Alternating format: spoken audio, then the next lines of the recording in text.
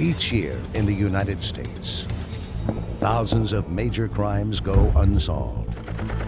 When the case has gone cold and police have nowhere to turn, they seek assistance from the public. This is a program dedicated to solving these cases. This is Crime Stoppers Case Files.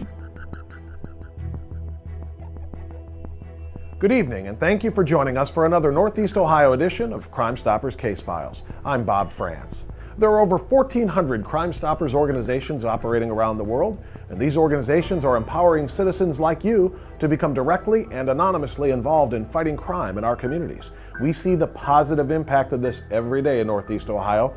Crime Stoppers has become an important law enforcement tool, a proactive approach to taking dangerous criminals off of the streets, making them safer for us and our families.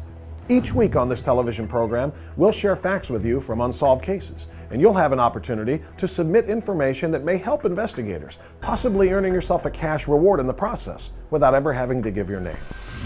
On Wednesday, August 19, 2009, 37-year-old Antoine Alexander was killed in the hallway of his brother's home on Fullerton Avenue on Cleveland's east side. Here's the story. He was just a fun-loving baby. He was a bundle of joy. My firstborn. He just had a lot of love, just for everybody. He always had a big smile on his face. He was very smart. He loved to work on cars. He loved to go and try to speak foreign languages. He loved Spanish. He was in the Navy. He had fun over there. He was in Japan for a whole year, and he enjoyed it. I missed him terribly when he was gone, but he just wanted to do what he could for people. He was just that type of person. Very outgoing, very helpful, very mannerable, just everything, into one. That smile just told everything. And he always had it because he was just so happy. He just made everybody around him so happy. He was the firstborn, 10 years older than me. I was the second, then a year after me was my little brother. But he carried us up under his wing all the time. Everywhere he went, we went with him. When my father wasn't around, Antoine was right there. Call him, need anything. He was running, straight there. No questions asked, no nothing. Needed anything, any problems. Just loved me, loved his other brother, Duck. He just loved us all. He just tried to teach them everything and wanted them to follow in his footsteps. All of them have some part of him in him. He was the rock. He was my rock, he was their rock. He was just the rock. He loved his job. His job was his second family. He worked at UH. He was a lab courier. When he walked the halls, he just, put a smile on everybody's face because he had such a big one on his own. Him working at the hospital, it was like he was a bundle of joy to everybody. And he always used to say, everybody know Twan, everybody know me. And we used to take him for a joke, but as we see now, everybody loved him. He was the most well-known, just happy person, brought joy to everybody, all the time. Cleveland Police, how can we help you? There's people up the street shooting. Up the street where? On what street? Fullerton. On Fullerton? Yes. What's in Fullerton? Give me a cross street. 71st and Fullerton. How many shots did you hear? I heard 3 shots. All right, what's in the police? Okay. On August 19th, 2009, approximately 9:15, we received a call at the Homicide unit for a male victim of a gunshot wound who had died. We then went to 7007 Fullerton, which was the scene of this incident. Upon our arrival, the victim, who had been identified as Antoine Alexander, had already been transported. We interviewed the officers on scene. They advised us that upon their arrival, they found the victim laying in the rear hallway with his back against the basement door. Through our investigation, we found out that the upstairs neighbor and the downstairs had had a confrontation earlier in the day. The upstairs guy being Charles Alexander, who is the victim's brother, and the downstairs neighbor's son decided to take their fight out into the street. They get into a fist fight, they separate them. And after the fight, the downstairs neighbors and the victim's brother had all left. Charles Alexander had contacted his brother, Antoine Alexander, and advised him that the downstairs neighbors had jumped him. We then found out that Antoine had called the victim, Antoine Alexander, and that Alexander was on his way over to check on his brother. With everyone being gone, from our view of things, Alexander arrived, went to the rear door. It looks like he was shot the first time as he was closing the back door. He was shot in the back of the neck, which incapacitated him, and then he was shot several more times, including a wound to the chest that was the cause of his demise.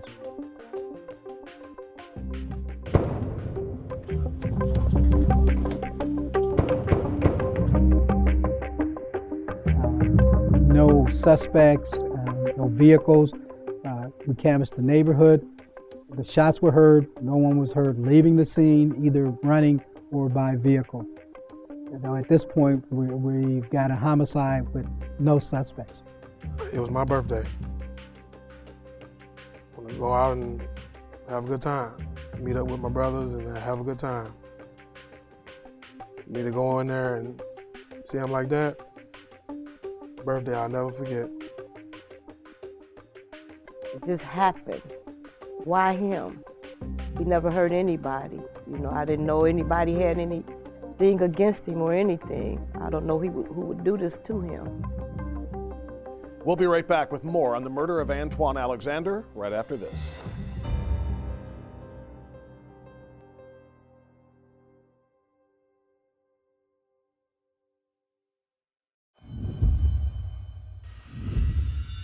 Crime Stoppers is an international organization dedicated to bringing resolution to unsolved crimes. Members of the public work with police to make the world a safer place. Since 1975, thousands of Crime Stoppers organizations worldwide have helped make over 1 million arrests. Crime Stoppers acts as your advocate, keeping you anonymous and ensuring that your information gets to the right law enforcement agency. To leave a tip, log on to www.crimestoppers1.com. On August 19, 2009, Antoine Alexander went to his brother's home at 7007 Fullerton because of a fight that had occurred between his brother and the downstairs neighbors. No one was there, as we know it, when Antoine arrived. When he went into the home, he apparently surprised someone there and then was shot. As we went through the crime scene, we didn't find any casings that you would probably get from a semi or automatic weapon. We're under the impression that it might have been a revolver. It was a medium caliber weapon. Also, going through the scene of the upstairs apartment door looked to have been recently kicked in. Our thinking is that this happened after Charles Alexander left and the downstairs neighbor left, and someone unknown to us probably entered Charles's apartment and Antoine surprised him, and that's why he was shot. A check of the victim showed that he was employed by a university hospital. He had no run-ins with the police recently that we were aware of, and he was not known to be a troublemaker. The interview with Alexander gave us the impression that he was coming there because his brother Charles had been jumped on, and more than likely he was going to confront the people who jumped his brother. Our lives have changed drastically, to me for the worse. Family's not even together like how we normally was.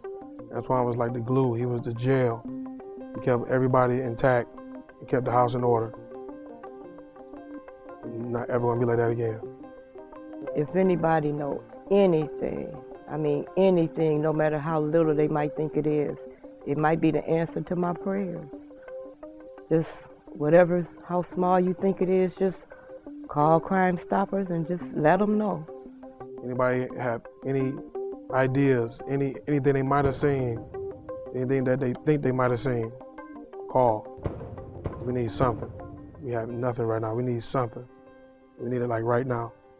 We're asking anyone with information in regards to this homicide to call the Cleveland Police Homicide Unit, area code 216-623-5464. and they can ask for me, Detective Jamal Ansari, or my partner, Detective Joselito Sandoval. They can call in anonymous, and we're just asking us to give us some help, to give this family some rest. In the murder of Antoine Alexander, police have very little to go on. So if you know anything about this homicide, they need your help. Call Crime Stoppers. You will not have to give your name, and you can earn thousands of dollars in cash just for doing the right thing.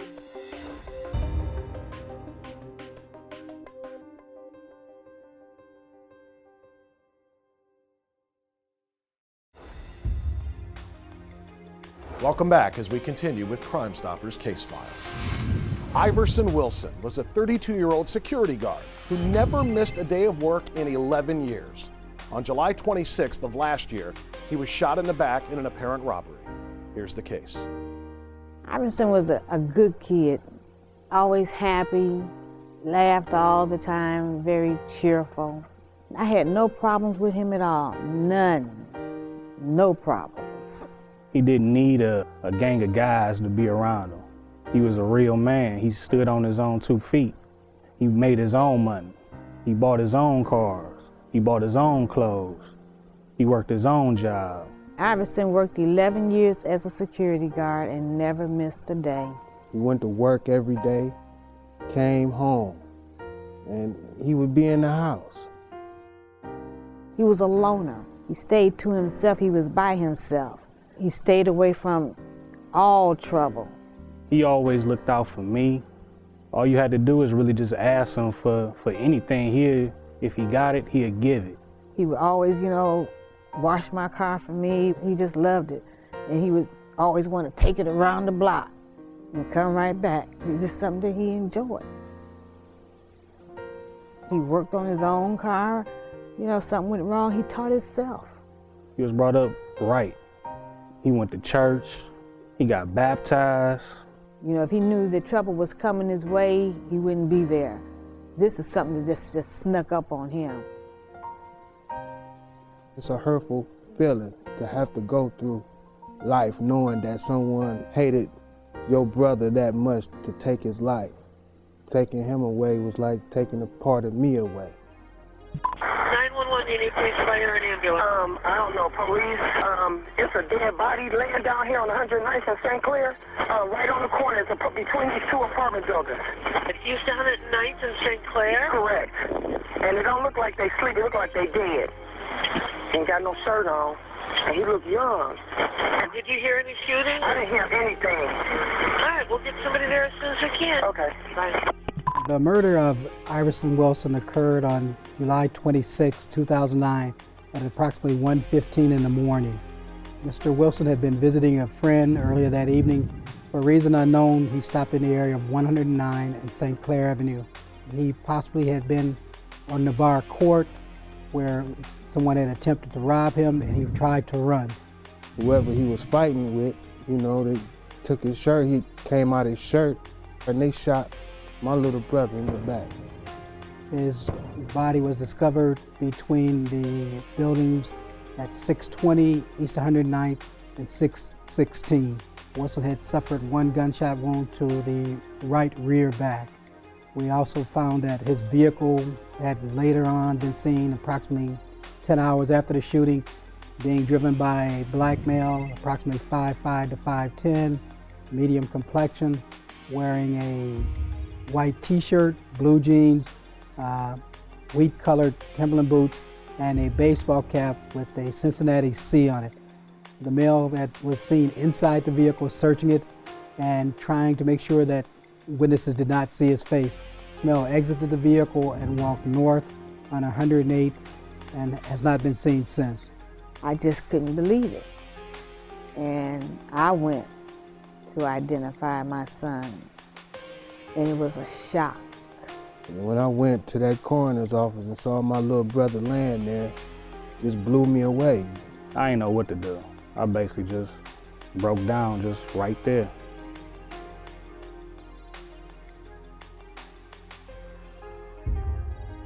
We're asking for any help, anyone who might have seen this.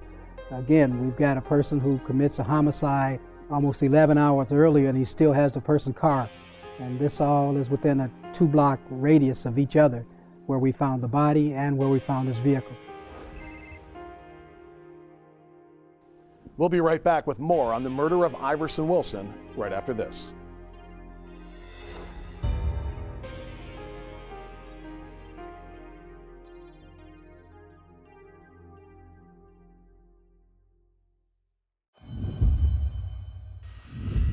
In 1975, the first Crime Stoppers organization was formed by a detective who believed media attention helped solve cases. Since then, thousands of Crime Stoppers organizations have been formed around the globe with the same mission, encouraging members of the public to stand up against crime.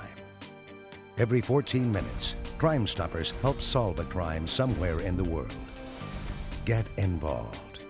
Contact your Crime Stoppers organization and learn how you can help. Leave a tip, crimestoppersone.com. Welcome back to Crime Stoppers Case Files. We now continue the story of the murder of Iverson Wilson. On July 26, 2009, at approximately 1:15 in the morning, Iverson Wilson was murdered as he was running away from possibly being robbed by one or more individuals.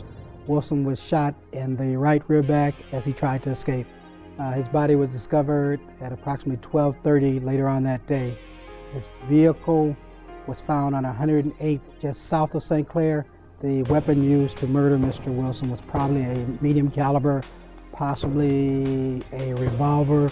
We did not recover a shell case at the scene. We learned that the victim had recently purchased clothing, a 2-piece red patent leather suit, and some embroidered t-shirts. None of these items were found on scene with either the victim or his vehicle when they were recovered. He didn't deserve to get shot in the back over some clothes he went to the mall and bought with his paycheck. I hope somebody really listen and just understand the kind of pain that families is going through behind a homicide or just wrong. And I have to live with this for the rest of my life, knowing that whoever shot my little brother still could be walking around, know me, my family, know everybody. I can hear Iverson say, "Mom, find out who did this to me." And I know through the grace of God, justice will prevail, because you just can't take somebody's life and think you can go on with your life as if nothing has happened, because all doors is gonna close in your face and you will never have peace. Nothing will happen good in your life. You will be living in a living hell. You got to answer to God for what you done. You took someone's little brother, someone's son, someone's loved one from them. I miss my little brother. We're asking that anyone with information contact the Cleveland Police Homicide Unit, either myself, Detective Jamal Ansari, or my partner, Detective Joselito Sandoval, at area code 216-623-5464.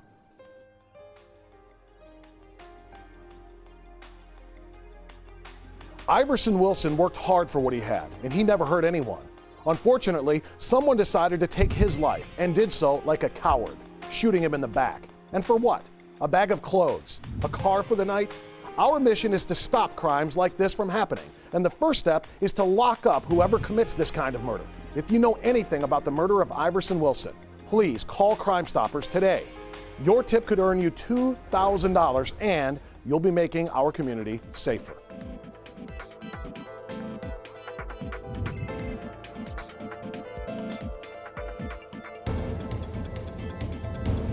Thank you for joining us for another edition of Crime Stoppers Case Files, where you are empowered to help clean up your own streets, our streets. Remember, our towns and our neighborhoods are a direct reflection of what we allow them to be. So let's all do our part to make them safe. And we'll see you next week for another edition of Crime Stoppers Case Files.